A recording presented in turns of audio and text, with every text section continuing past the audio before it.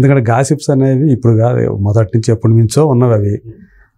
ఆ పురాతన ఏదైతే సినిమా, తెలుగు సినిమా ఎప్పుడైతే పుట్టిందో అప్పటి నుంచే కూడా మెయిన్ స్ట్రీమ్తో పాటు ఇంకొక స్ట్రీమ్ కూడా పుట్టింది. దాన్ని ఏదో ఎల్లో జర్నలిజం అన్నారు, ఇంకోటి అన్నారు. సో వాళ్ళకి అదే పని. ఎంతసేపు ఆ సెలబ్రిటీ సినిమా వాళ్ళు అట్లా వీళ్ళు ఇట్లా, ఆ హీరో ఎక్కడో కనపడ్డారు, ఇంకెక్కడో వేసారు. ఎప్పుడు ఈ రాసేది అది ఉంటూనే ఉంది. అది కాకపోతే ఎక్కువ మంది దాన్ని పట్టించుకోకపోయేది. కాకపోతే ఇప్పుడు ఏమైపోయింది, ఇది మెయిన్ స్ట్రీమ్లో కూడా వచ్చేసేస్తుంది. పైగా కమెంట్స్ కూడా కింద మీరేం సొద్దపూసలా, మీరు సినిమాల్లో చూపించేది ఏంటి అన్నారు. సార్ సినిమాలో చూపించేది మేమంతా సొసైటీలో జరిగేది రిప్రజెంట్ చేస్తాం. నేను ఒక సినిమాలో చేసింది, ఫర్ ఎగ్జాంపుల్ లవ్ స్టోరీ అనే సినిమా చేశాను. అందులో బాబాయ్ క్యారెక్టర్. బాబాయ్ అది చాలా మాట్లాడుకోవడానికి కూడా ఇబ్బందికరమైనటువంటి సబ్జెక్టు. నేను రిలేషన్షిప్ మార్చినా తప్పే. అది వాడు ఎందుకు ఏజ్లో ఉన్నవాడు చిన్నపిల్ల మీద, ఒకవేళ బాబాయ్ కాదు మేనమామ వరస అయినా కానీ తప్పే, ఏ వరుస అయినా తప్పే. ఎందుకంటే అది దాన్ని తెర మీద చాలా సున్నితంగా చూపించాం, ఇబ్బంది పడేలాగా ఏం లేదు. అది అక్కడ ఎందుకు చూపించాల్సి వచ్చింది, సొసైటీలో జరుగుతుంది.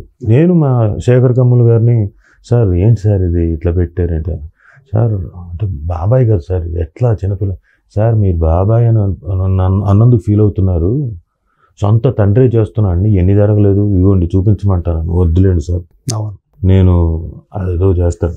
కానీ అది నిజంగానే దారుణం. ఆ దారుణాలను కనుక మనం అట్లా చూపించాల్సిన పరిస్థితి వచ్చింది, అట్లా చూపించడం అనేది ఇబ్బందికరంగా ఉంటుంది కదా మనకి మామూలుగా. అదే అంటున్నా, ఒకవేళ అంత ఓపెన్గా చూపించుంటే, ఇప్పుడు 4 గోడల మధ్య జరిగేది గనక ఎలా జరిగిందో అలా చూపిస్తే అది దారుణం. ఏంద్రా అస్సలు పొరపాటున ఏం లేదు, ఆ ఫీల్ మాత్రం క్రియేట్ చేసాం. వీడు దుర్మార్గుడు, దుష్టుడు, ఇంకోటి అని చెప్పేసి. అసలు మనం చూడటంతో సాయి పల్లవి గడగడ వణికిపోతూ కనిపించడం, అది తెలిసిపోతుంది. ఆ ఫియర్ ఆ మనిషి పట్ల, సో ఇతను ఎంత దుర్మార్గుడు అనేది అట్లా ఎస్టాబ్లిష్ చేశారు దాన్ని. అట్లా అంటే హావభావాలతోటి అంతే ఆ సీన్స్ని అలా కన్సీవ్ చేసిన విధానం. సో ఇప్పుడు అలాగే సినిమాలో బ్లడ్ షెడ్, ఇంకోటి అవన్నీ ఉంటాయి, కొట్టుకోవడం, నరుక్కోవడం, ఇంకోటి. అది వీరత్వం ఒకటి, కానీ కొట్టుకోవడం, చంపుకోవడం అనేది దుర్మార్గమైన ఆస్పెక్టే. కానీ మంచి అన్నది చివరికి గెలవాలంటే, చెడు మీద గెలవాలంటే సంథింగ్ రాక్షస సంహారం ఎలాగ జరిగిందో అలా జరగాలి, అలా హీరో తిరగబడాలి, అలా హీరో కొట్టాలి కదా. ప్రతి మనిషిలోనూ అదే ఉంటుంది. ఎప్పటికైనా వాడు చెడు జరిగితే చెడు మీదకి తిరగబడాలన్నదే కోరుకుంటుంది. అందుకే వాళ్ళు హీరోతో ఐడెంటిఫై అవుతారు. ఆ ఫైట్లు చేసినప్పుడు కూడా కనెక్ట్ అవుతారు. అబ్బాయిలే కాదు, అమ్మాయిలు కూడా కనెక్ట్ అవుతారు, అరే కుట్రా అని చెప్పేసి.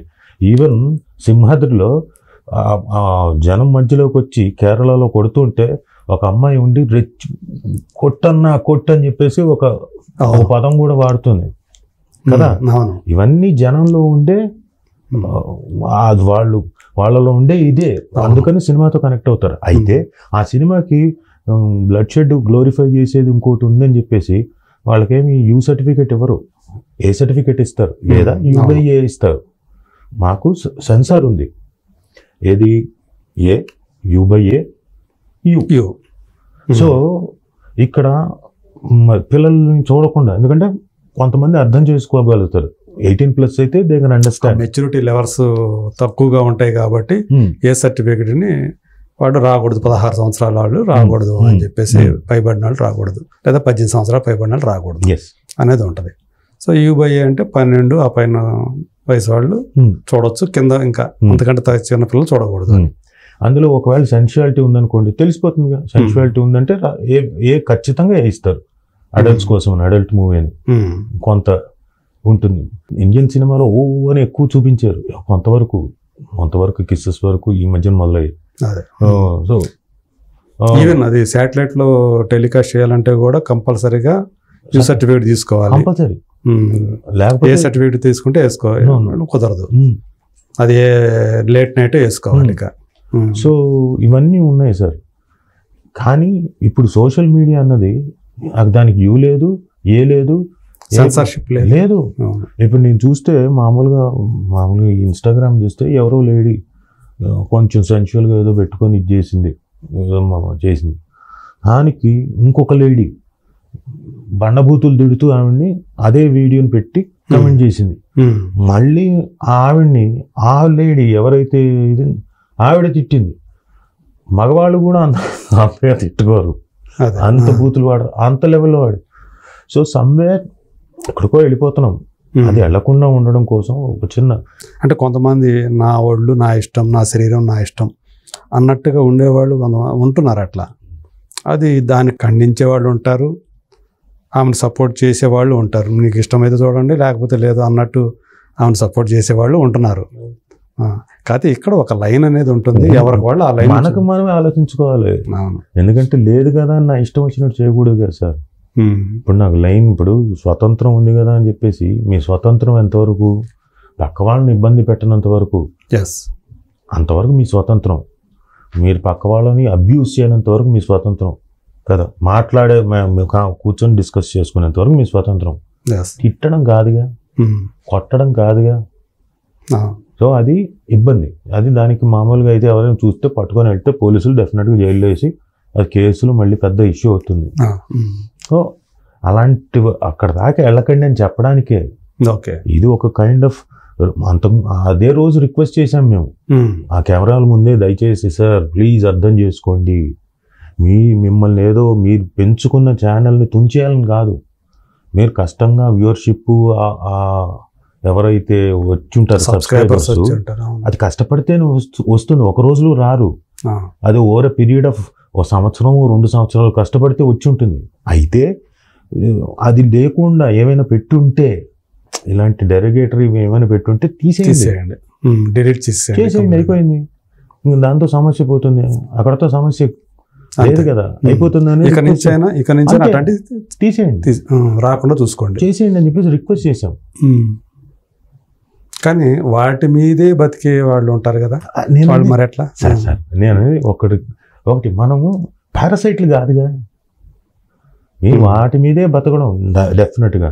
మీరు నా మీద మీరు కమెంట్లు చేస్తూ పరాన్న జీవిలాగా నన్ను నమిలేస్తూ నన్ను చంపేస్తూ బతకడమా? అదే ఇప్పుడు మీరు ఏదైతే చెప్పారో, ఒకళ్ళని డ్యామేజ్ చేస్తూ ఒకరి గౌరవానికి భంగం కలిగించు, నా క్యారెక్టర్ లేకుండా చేసేసి క్యారెక్టర్ అసాసినేషన్ చేసి అన్నీ చేసి, ఇప్పుడు మా లేడీ ఆర్టిస్టులు ఉన్నారు పాపం, క్యారెక్టర్ ఆర్టిస్టులు ఉన్నారు, వాళ్ళు ఎక్కడికో వెళ్ళారు, ఇంకోటి ఏమీ చూసి ఉండరు, పక్కన లేరు, ఏదో నేను విన్నాను ఆకాశవాణి చెప్పింది, ఆకాశనామన్న చెప్పాడు అన్నట్టుగా ఇక్కడ కూర్చొని న్యూస్లు రాసేస్తే వాళ్ళ మీద ఎంత దుర్మార్గం సార్. ఓకే, అంటే నాకు ఈ మధ్యకాలం అలాంటివి జరిగింది రాశారు కదా ఈ మధ్య, అంతకుముందు ఏదో వరుస పెట్టి. నేను ఇప్పుడు మళ్ళీ నేను ఆ పేర్లు చెప్పదలుచుకోలేదు, ఎందుకంటే మళ్ళీ దాని మీద మళ్ళీ ఎక్కువ చేస్తారు. ఓకే, ఇప్పుడు చెప్పాను అనుకోండి పాపం వాళ్ళు మళ్ళీ హర్ట్ అవుతారు, మళ్ళీ మా పేర్లు ఎందుకు తీశారని. అది నిజమే, అవును. సో నేను ఆ పేర్లు తీయదలుచుకోలేదు, బట్ నేను చెప్తున్న సిచ్యువేషన్ గురించి చెప్తున్నా. సో అయితే ఇప్పుడు మీరైతే దీన్ని మాత్రం స్ట్రాంగ్గా పట్టుకుంది, ఎట్లయినా సరే దీన్ని తుంచేసేయాలి. దీన్ని అంటే తుంచడం ఎంతవరకు సాధ్యమవుతుందో తెలియదు కానీ బట్ ప్రయత్నం అయితే చేయాలి సిన్సియర్గానే. సో విష్ణు అయితే దీని మీద గట్టి పట్టుదలతో ఉన్నారా? ఆయన చూస్తే ఆయన మాటలు అవన్నీ చూస్తుంటే విష్ణు ఒక్కడు కాదు సార్, కమిటీ చాలా సీరియస్గా ఉంది. ఓకే, ఇట్ ఈస్ నాట్ అందరూ కూడా మొత్తం కమిటీ అంతా. ఒకవేళ లేదంటే విష్ణు తనను కాపాడుకోవడానికి తన పర్సనల్ లెవెల్లో తనకు ఒక ఇమేజ్ ఉంది, తనకు ఏదో చేసుకోగలుగుతాడు, ఆ స్థాయి ఉంది ఏదో చేసుకో. మిగతా వాళ్ళకి కదా, మిగతా కమిటీ అందరూ కలిసి వాళ్ళు స్ట్రాంగ్ గా ఏదో అడిగారు కాబట్టి, ఇంకోటి నిలబడ్డారు కాబట్టి ఇట్స్ హ్యాపెనింగ్.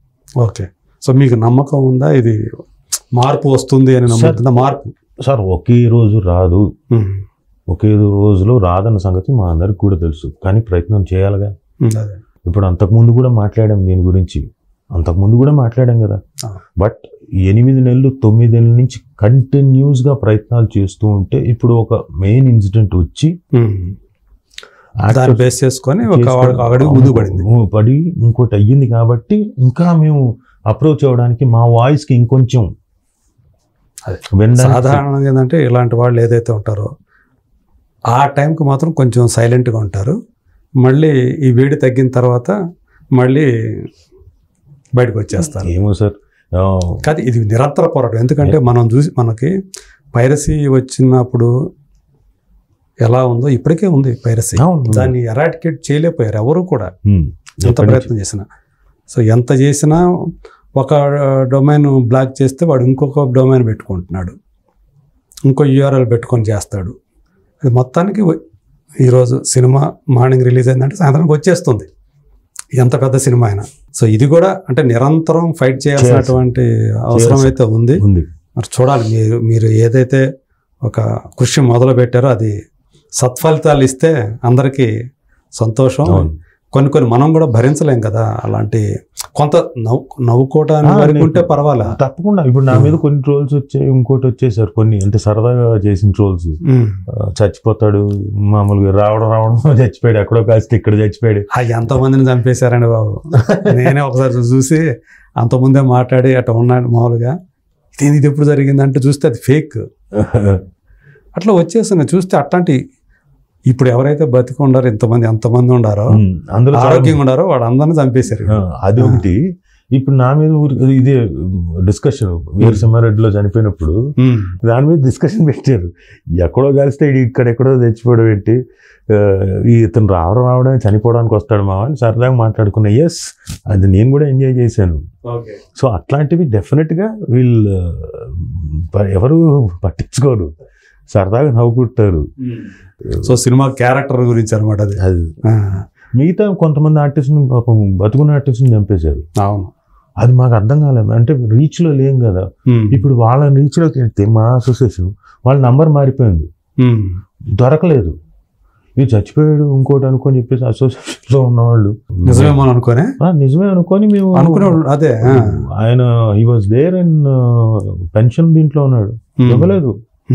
తర్వాత వచ్చాడు, నాకేంటి పెన్షన్ లేదు, అసలు తప్పు జరిగిపోయింది. మనం అంటే కనుక్కోకుండా నిజమే అనుకొని మనం పెన్షన్ కూడా ఆపేసారా?